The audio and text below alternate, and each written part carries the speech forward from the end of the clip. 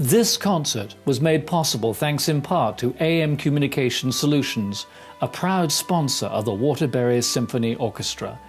AM Communication Solutions, specializing in television systems and entertainment solutions for hospitals, long-term care, dialysis centers, and other commercial facilities.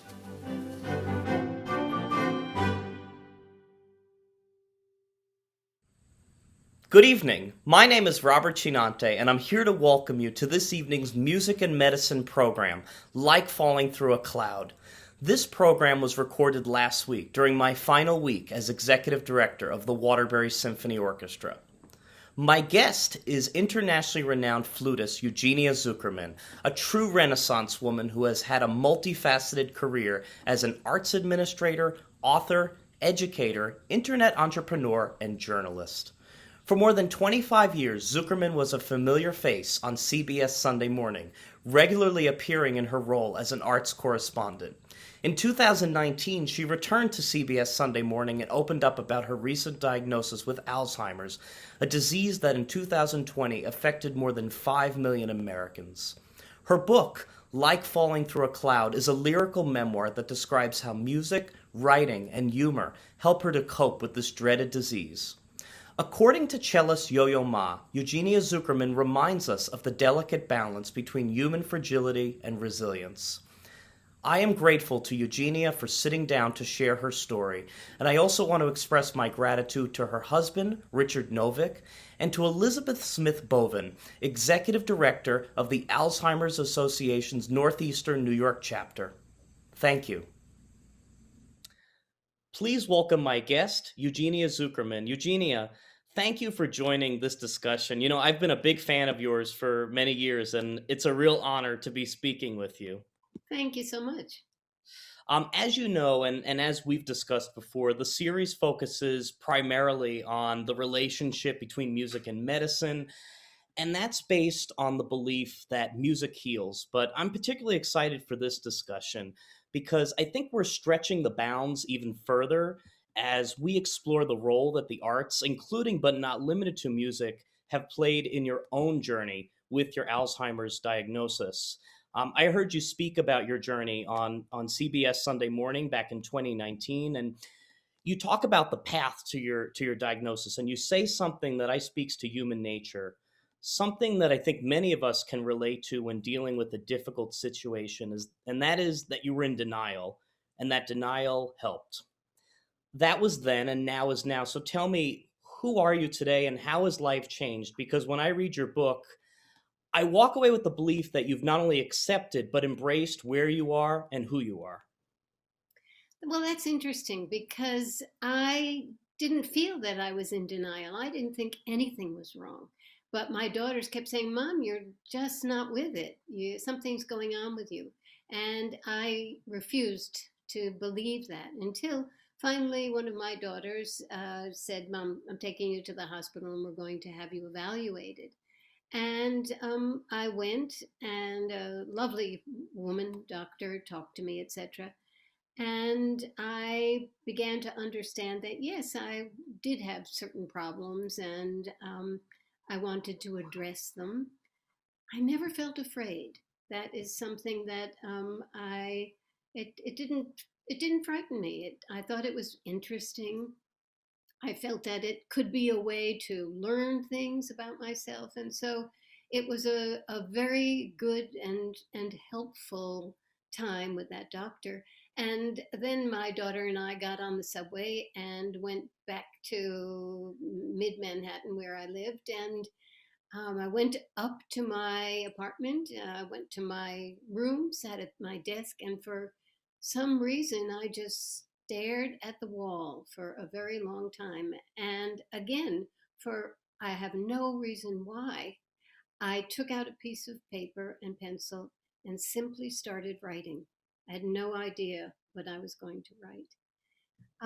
But being a writer as well as a musician, I must have known somewhere inside myself that I had something that I could help myself with, something that could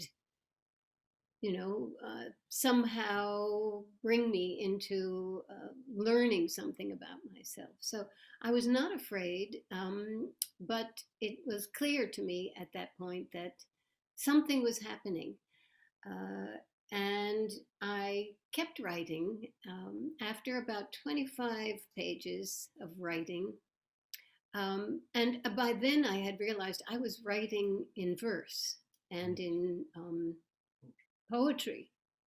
And I hadn't planned to, but it came out that way. And I showed it to my daughter who had gone to the hospital with me. And I said, I don't know if this is anything. Just tell me, be very honest. And she said, Mom, this is terrific. You just keep writing. So I felt really good about going forward. And I knew whatever I was writing for myself. And I don't know why and where all of the poetry came out, but it just felt germane to what was going on with me. Yeah, it feels so authentic, even before we have had this conversation today and even before our discussions leading up to this, reading the book, I feel like I'm really hearing from you in your own voice. And this is not the first time that you've taken pen to paper. I think when a lot of people think of the name Eugenia Zukerman, they think of you as the renowned flutist, or they think of you for your longtime association with CBS Sunday Morning as a journalist. But you've written before, and so this was not the first time that you've turned to writing. But it sounds like it was the first time that you turned to poetry and resulted in something in the way of a lyrical memoir. Well, I had already written and published 7 books when this happened, and this was a real departure. I had written a lot of poetry, but just more straightforward poetry, and it just was something I needed to do. I just felt like I'm doing this, and it was helpful. I can't tell you why I knew it was helpful, but I knew it was somehow. Sure. Speaking of other things that have probably been helpful as part of this process, later in the discussion, we're going to meet your flute. Uh, Tell me a little bit. We've started from talking about writing and poetry and the role that that has played, and obviously a big focus of our discussion today is your book, which we'll delve into a little later, like falling through a cloud. But can you talk to me a little bit about the role that music and the flute specifically have played as part of this journey that you're on right now? Well, I know that as a very small child, I used to follow my father around and tell him stories. And I would never shut up. My father enjoyed it, but that was what I seemed to be doing. I seemed to be telling stories. And as far as where the music came in, it came in quite early because my parents were very musical. My mother had danced with um, Martha Graham, and my father was a very prominent um, scientist. And uh, music at home seemed very natural, and I wanted to learn how to play. What happened was when I was I guess, junior high school, no, younger than junior high school, I was at school, and the Hartford Symphony sent some of their players to play music for the kids. And I sat there, and it was electric. It just was so exciting to hear that music. And all I remember is that I ran home after school and I said, please, can I play the flute? I have to play the flute. And my parents were very musical. And of course, they got me a flute. And that was the beginning of this very intense coupling that I have with the flute. I could come home from school and feel sort of blue, but if I went up to my room and had my friend with me, which was the flute, it always cheered me up. And I loved it from the beginning. And I was very lucky to have good teaching. And when I went to college, to Barnard College, I quickly changed over to Juilliard and, continued to play and play professionally by then. Great. You still play every day now? I do. I get up, I roll on the floor and do my exercises, and then I pick up the flute and I play the flute. It is my other, and without it, I feel lost. Do you feel like the music has had any effect on you in terms of how you've managed through your diagnosis? Absolutely. I mean, I find myself picking up the flute and playing something that is either sad or winsome, or it's just remarkably helpful. It is my other. It is a wonderful way to be able to try to make sense of the world for myself. Yeah.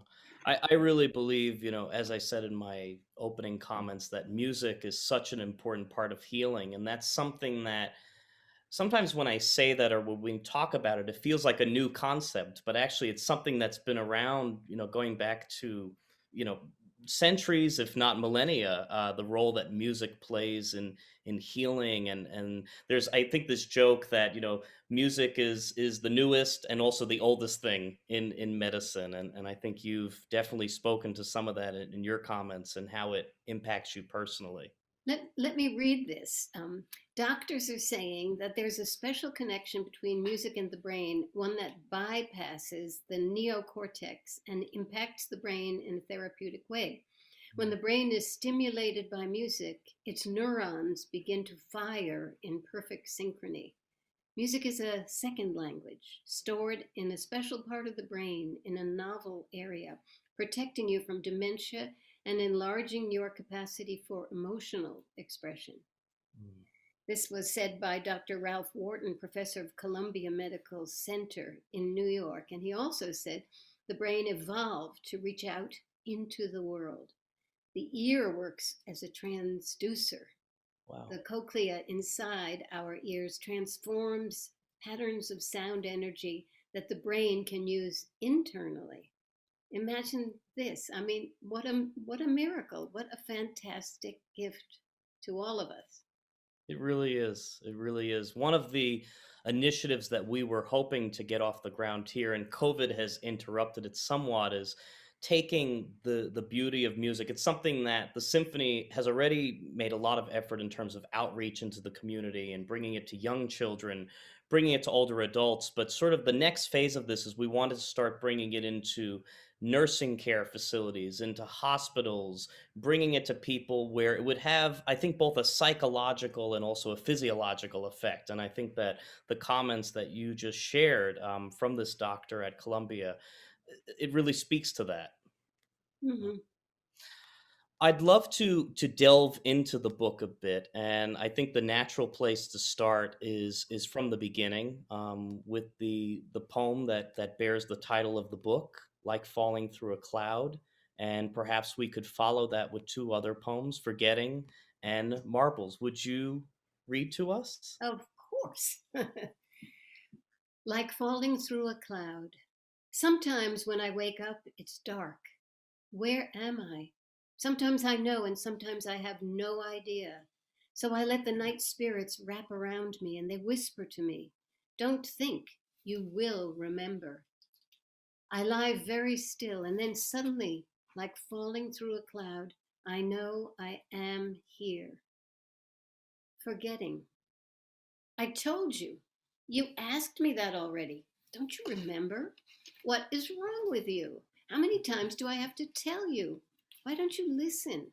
Are you okay? Don't you recall? Are you losing it? I think you're losing it. You need a doctor or something.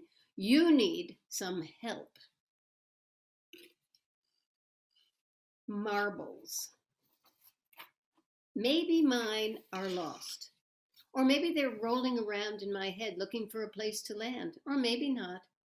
My daughters tell me to get tested. Tested for what, I ask, even though I know for what. But it's for what I don't want to know. So I let the marbles roll around in a swirl of distracting colors because I don't want to listen to them, the daughters, because if I hear them, I will be very afraid. And this mother cannot be that mother, not ever, never. Thank you for that. It's so wonderful to hear these poems read in your voice. I mean, I think it's such a treat for me, but I'm sure also for our listeners who are tuning in for this to have that connection to you and to your prose. So Oh, thank you. thank you. Thank you. I think, Eugenia, one of the things that really strikes me about you in our time now and in the interactions we've had previously, and in, I mentioned the CBS Sunday Morning, the segment that you did back in 2019. There's this positivity that really shines through. It's almost infectious. And I'd love to ask you, I know a lot of advancements have been made in terms of this disease. But, I don't think that should automatically suggest that somebody would naturally respond with positivity, and yet you stay so positive. It really, in the way you speak and in your mannerisms and just the energy that you exude, even here on Zoom, I feel like I'm sitting in the same room with you through the Come on energy. over. I'm sorry? I said, come on over. Hopefully one of these days. Tell me, how do you stay so positive? What is your message there? My message is I don't have any choice. If I were to really pay attention to what is in and going on, and I know it's not going to have a happy ending, I'm going to make it a happy ending. I can't imagine going through life with my diagnosis and feeling sorry for myself. Yeah, I mean, it was unfortunate that I got Alzheimer's disease, but you never know what you're going to be, asked to do in this life. And yes, I could stay at home and cry and feel bad, but I'm very lucky. First of all, playing the flute makes me very happy. So to wake up in the morning and have my best friend with me, and we're talking to each other. I play the flute, and it's a very very happy feeling. And I think some people find it very, very difficult to deal with having this diagnosis. And I have all the sympathy in the world for them. And I don't just, think poorly of them. We all respond to a, a really dire diagnosis differently. And I think I didn't really believe it was as dire. It reminds me that the first day that I went to be checked out, I was taken downstairs and put into an MRI. And I must be the only person who had a great time in the MRI. I couldn't get over the sounds I was hearing. It was like going into outer space. I wanted to stay in there. It was really, they pulled me out and I said, that's so great. And they looked at me like, okay, she's crazy.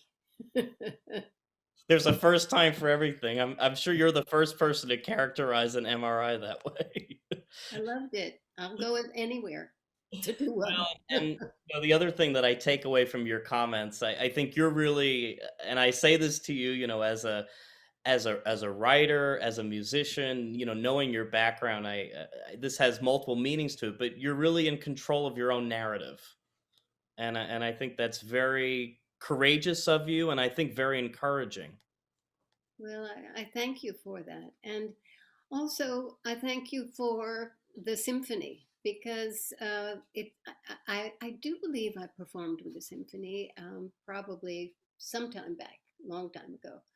But to be continuing to find a way to bring music to people in this very difficult time. And you've done such a long stint and you continue to work this way. I say hats off. Well, I appreciate it. Thank you for being a part of it. And As you said, people respond to things differently, and we always have choices. And I think that the Waterbury Symphony made a choice early on that we couldn't control the pandemic. We couldn't control the outcome. We couldn't get past a state mandate or a federal mandate. But what we could do is continue to fill the world with music. And we've continued to do that virtually in our community, and that's helped us to maintain a link for our community. And while the pandemic has been a horrible time, I feel it's also been a time for our organization because we've had to adapt. I feel like it's been a time of creativity and innovation. Mhm. And I think it's helped us to do different things. Our music and medicine series actually commenced, interestingly enough, right before the pandemic started with a conference at Naugatuck Valley Community College. And when the pandemic came into play, I think we were all feeling that this initiative would remain dormant, when in fact, this virtual medium has helped us to expand and explore the music and medicine initiative further. And as we see in today's conversation, it's really not just about music, but about the arts and the experience that the arts bring to our lives in so many ways. Mhm. Absolutely. So, Eugenia, I think your positivity is something that is reflected throughout the book, and I'd love to. I also just love hearing you read. So, would you share with us? I think it's on page 8 of the book. The positivity really comes through in one of your poems, "Taking Stock," or "So You Know." I am a woman, 72 years old. I have two wonderful daughters, a husband I adore, lovely grandchildren.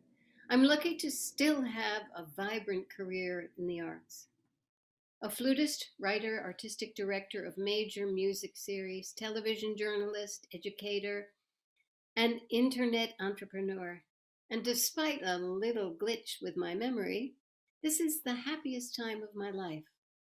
I won't joke about my old timers disease, nor will I call it early you know what. I am determined to remain centered and in control and devoted to finding a way, my own way, to be able to say and to mean what I want to convey. And as long as I'm allowed to stay, I pledge to fight with all my might to keep the darkness at bay. Eugenia, as you're reading these to me, I feel like they're being read for the first time. They come across in such a natural and organic way. And you talked about that process where you just started writing and the writing took you in a certain direction. I'm curious a little bit about the creative process. The poems that we have here in this book, have they evolved in some way, or are these the poems as you wrote them the first time? As I wrote them the first time, I knew that I had a story to tell, and I was pretty much telling it to myself. And I think that was helpful because I had no idea, and I wasn't thinking of I'm going to publish this, I'm going to give it to readers, and they're going to tell me it's good. No, none of that. I just needed to keep going with the writing, and I to this day, I find that if I wake up in the morning and one of the dogs makes a blink with their eye and something, does some funny twist, I can make a poem of it right there. Wow. And I think that helps me because it gets me outside of myself. Hmm. I'm not writing to make myself be this or be that. I feel as if I am just reporting what's around me, and I take what's good about that reportage and what isn't. And when I gave the book to the publisher, she had no edits at all.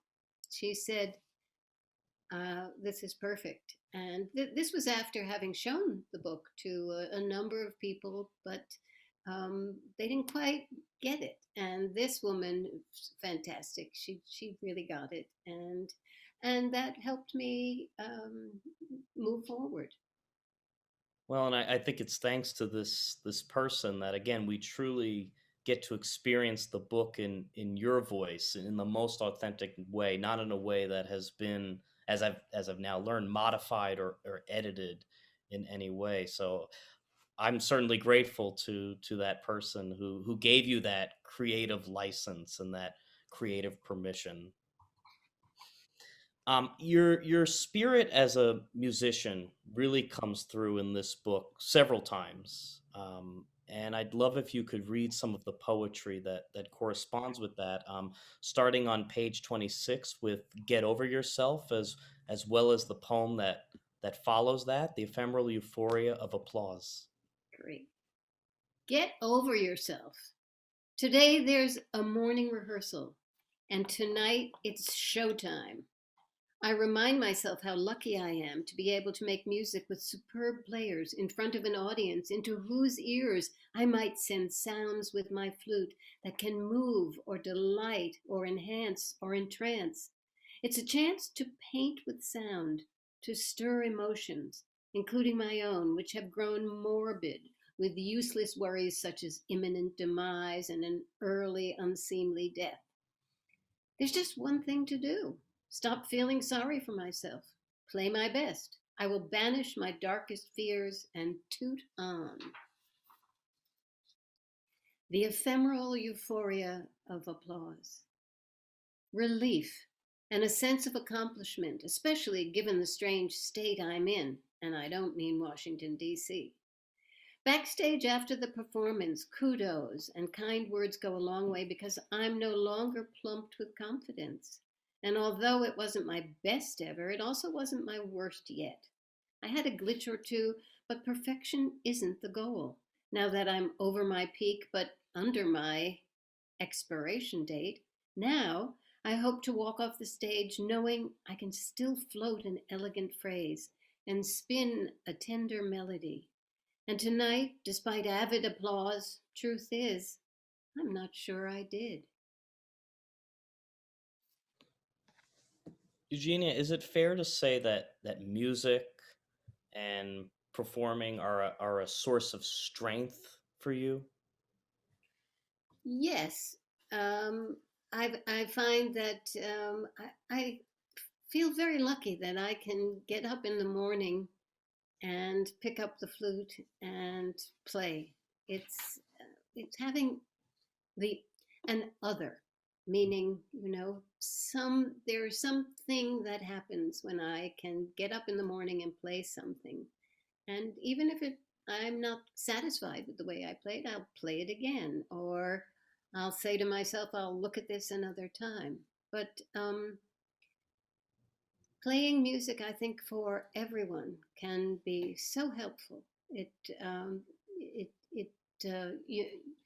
even if you don't learn how to play it well, I think it's very important.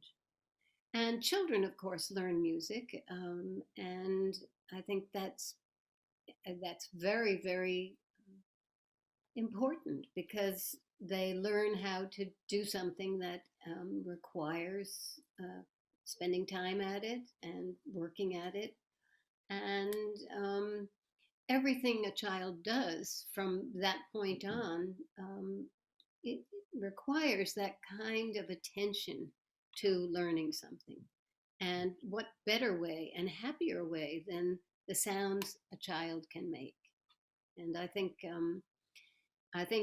in the United States of America, we have or had been able to teach music in the schools. And I'm just very lucky. I heard the flute because an orchestra came to my school and I ran home, and that's why I'm who I am. A life-changing experience, and I think music provides those life-changing experiences for so many, whether they choose a path as a professional musician or not. Yeah, I agree.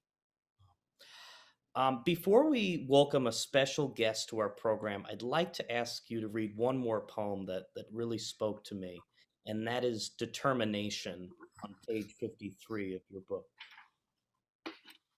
Determination. After my session, my takeaway is this lesson: I've got to get me some grit. I hereby resolve to evolve to a stronger state of mind and purpose. Enough whining and worrying and wondering about losing my mind and ending up wandering around town, blabbering to myself barefoot in a ball gown, with my hand out for someone's kind quarter. The next step is to step up and find ways to bolster my mind and give me the guts to stop thinking the red light is blinking. I may be in decline, but I'm not dying on the vine. Not yet, I say. Not until they take me away.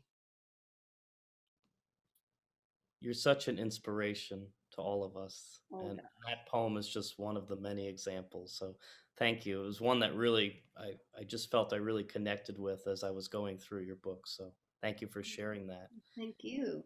And I'd like to now welcome a very special guest. We have with us Elizabeth Smith Bovin. She is the Executive Director of the Alzheimer's Association Northeastern New York chapter. Beth, thank you so much for joining us. Oh, Robert, it's a pleasure. Thank you. Thank you. We're going to take a look at a few audience questions, and these came in ahead of our program. But first, would you just tell our audience a little bit about the mission of your organization and the work that you do?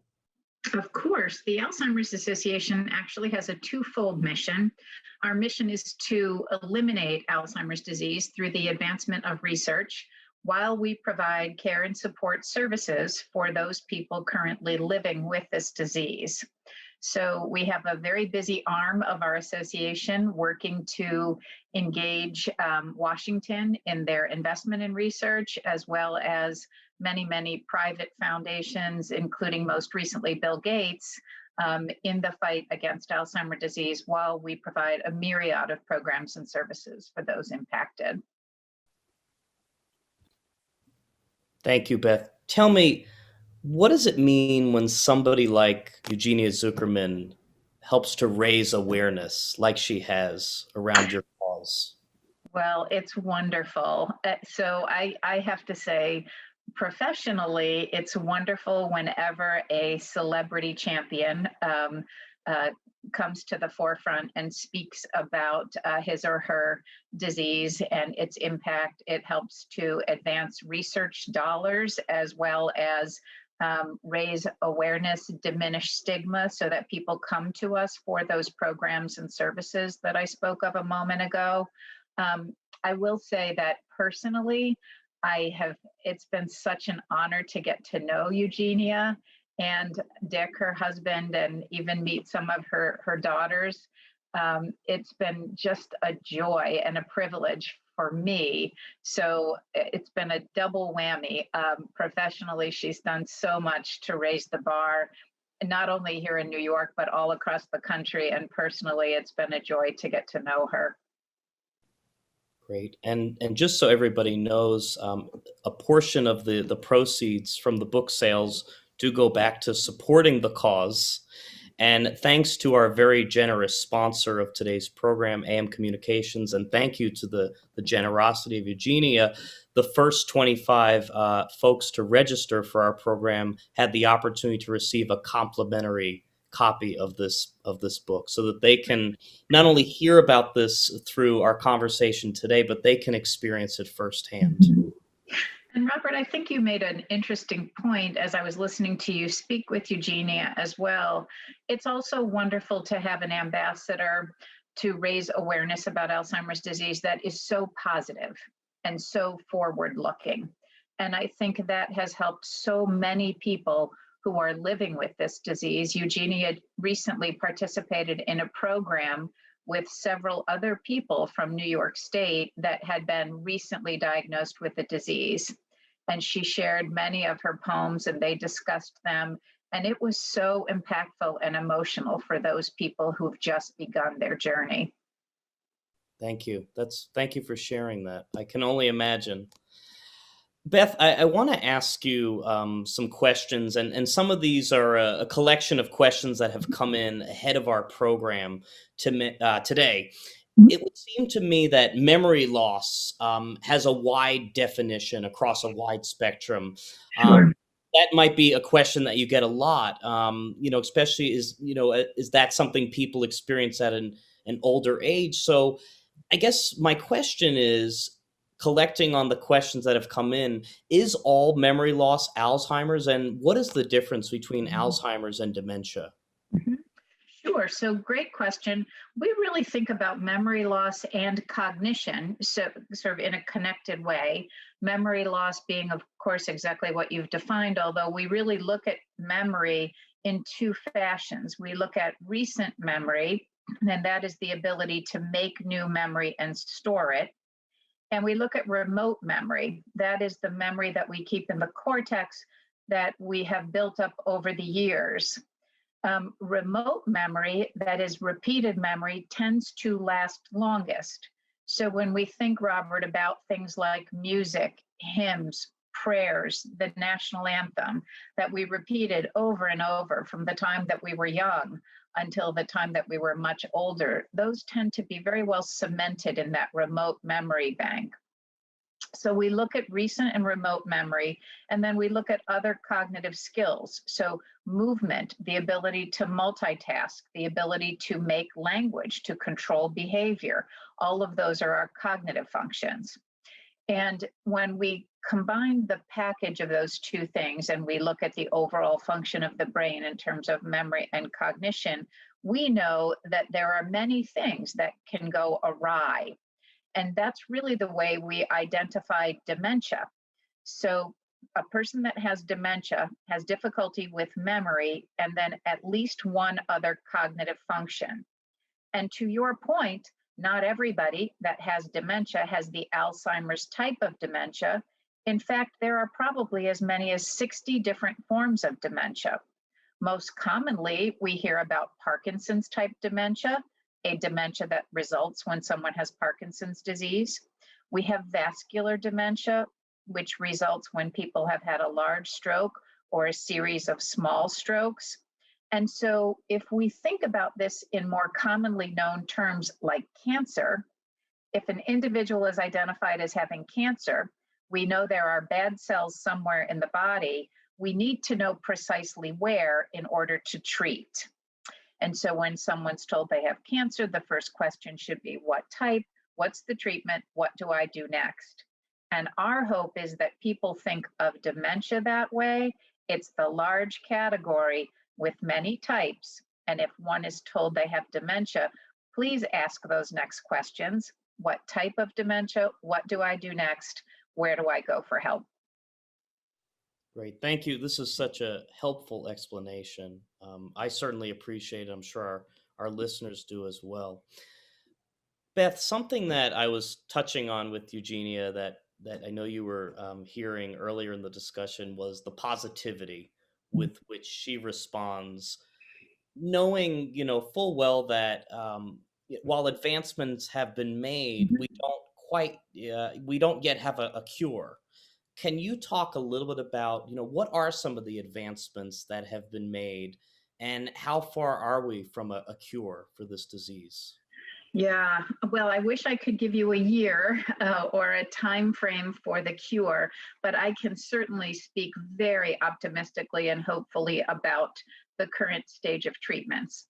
So right now, we have 5 medications that have been approved by the FDA, 3 of which really do very similar work. They fall into a category called cholinesterase inhibitors, and they help to stimulate a neurotransmitter that's damaged in the brain when Alzheimer's disease takes hold.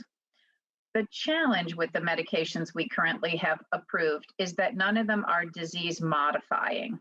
What does that mean? That means that while symptoms may improve a little bit and people may remain highly functional longer when they're on these medications, we're not taking away the underlying disease in and of itself. However, after waiting for over 15 years to have another medication approved by the FDA, we have a medication called aducanumab that is before the FDA right now, just passed its phase 3 clinical trial. And on or before March 9 of this year, we will know whether or not that can be released for the general public. That will be the first ever disease modifying medication for Alzheimer's disease, which means it will help to reduce the amyloid burden in the brain. Amyloid is an abnormal protein. Well, excuse me, it's a protein that we all have and we all need. It accumulates abnormally in Alzheimer's disease. So that is so exciting for us. And on the heels of that medication are several others, one of which just entered phase 3 clinical trials as well. So it's a very exciting time for us. In addition to that, Robert, we are very proud to have just received another increase in federal funding for Alzheimer's disease research initiatives. So we have the momentum behind us and we are raring to go. And with people like Eugenia in the fight with us and with people like Eugenia helping us, we are going to get there sooner rather than later. Beth, thank you. I think you leave us with a message that is very encouraging and one that is optimistic. Well, thank you. I hope so, because I do believe that we are closer and closer.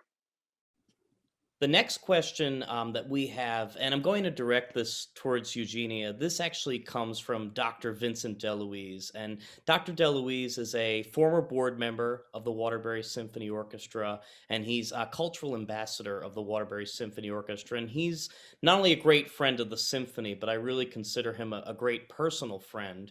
And he's somebody that has helped to raise a lot of awareness around our music and medicine initiative. He's helped to raise awareness, and he's also been involved in a lot of research. And he's also seen the effects of Alzheimer's firsthand through family. And so he had asked me to ask Eugenia one question that was on his mind. He knew that we would talk about the role that music plays in healing, but he wanted to ask Eugenia more specifically in terms of the flute. Do you believe there are certain benefits in terms of the way that you interact with the instrument, the way that your fingers touch the instrument, and all the hand-eye coordination and the muscle memory involved in playing a composition? Does that have any significance for you in terms of how you're dealing with this disease, and do you believe it has some effect? Oh, I think it had an enormous effect for me from childhood. And then when I discovered that I had Alzheimer's disease, it became even more important to me. And, I don't skip a morning. Even if I get up and feel kind of woozy, I play the flute. And it is my other. It is my closest friend, so to speak. And I'm very lucky that I have time to do it. I'm not lucky that I am in the midst of this pandemic, as we all are. But I still am able to be the artistic director of a music festival that is ongoing. And so I just feel that, that we have to find a way to be able to. I'm sorry, a dog is doing her thing. She's and anyhow, I just feel that it's really important for us to move on with this. And as we just heard, there are all sorts of ways in which people are trying to move forward and get rid of this disease. Robert, may I add just a thought to that? Please, yes. So it was a wonderful question. And when I heard you speak about music as healing, I thought to myself, not only is music a healer, it's a treater. So for so many people, I think when they may be emotionally upset or struggling with this diagnosis, music becomes such a healing power for them, but it also treats that condition as well, which is wonderful. And I also want to say that the work that Eugenia does to continue to play her music and learn music may be building nerve cells in the brain. So we've learned a lot about lifestyle and Alzheimer's disease. 5 years ago, we didn't think it was possible to build new nerve cells once this disease took hold. We have learned otherwise. And so we encourage people to continue with things like crossword puzzles, musical instruments, learning a new language, taking a course, doing all of those things in order to promote the growth of nerve cells that are struggling with the disease. I have a quick question for you, Beth, and that is, what about movement? I know that I get out of bed and roll on the floor and do my exercises. I exercise all day long. Yes. Am I helping myself? You sure are. That's another lifestyle matters, as I've said to you before, and you are our champion for that as well, because I know you follow a great diet and you engage in that aerobic exercise. I remember once saying to you 160 minutes a week, and I know that you're doing that just about every day. So you're really putting us all to shame, and you're doing yourself a great deal of service. Well, that's good. Thanks. Eugenia, thank you for that question. I was actually wondering about lifestyle, and I said, well, should I ask that because we're really focused on music, but I really appreciate you asking that question. And Beth, thank you for sharing that insight, because I believe that as we've learned so much about the role that music and art play in therapy, I think increasingly we're learning the central role that lifestyle plays in terms of how we deal with different diseases and different conditions, and how we emotionally respond, and how much that's connected to our well-being. Absolutely. Well, with all this talk of the flute and music, I felt that the program would not be complete without Eugenia sharing the gift of music with us. And she has generously agreed to perform something for us. This is Claude Debussy's Syrinx, a piece for solo flute composed in 1913. And from what I understand, one of the most significant solo flute pieces to come into the repertoire since the Baroque era. But before Eugenia plays for us, she's going to read for us one last time from the book. This is on page 115, and it's called My Antidote to Fear. My antidote to fear. Today I will flute. I will flaunt my flute. I will flute my flaunting. I pick up my old friend made of gold, which makes me feel bold. And what will I play? The piece I start with almost every day, Syrinx by Claude Debussy. His musical portrait of the myth of Pan and Syrinx for flute alone. The lusty satyr Pan eagerly pursued the lovely wood nymph Syrinx, who spurned him. Luckily, in those days, nymphs knew a neat way to deal with sexual harassment: metamorphosis. Syrinx ran to the river, and as Pan was about to catch her, she begged the gods to change her shape, and just as Pan grabbed her, she turned into a bunch of reeds. Disappointed, Pan sighed, and the sound of his breath across the reeds was the sound of the first flute. The piece is merely 34 measures long and lasts about 4 minutes to play, which I do almost every day and have done since I was 10, when I imagined myself then as that nymph, and in my mind's eye I would enter the mystical forest and envision myself racing toward the water, then diving in and being saved. I can calculate that for 63 years I've played Syrinx almost daily, always differently, always dreamily. I've performed it by myself, for myself, approximately 22,995 times. And I never, ever tire of it, and never will, because it's not some goddess that will save me. It's the music.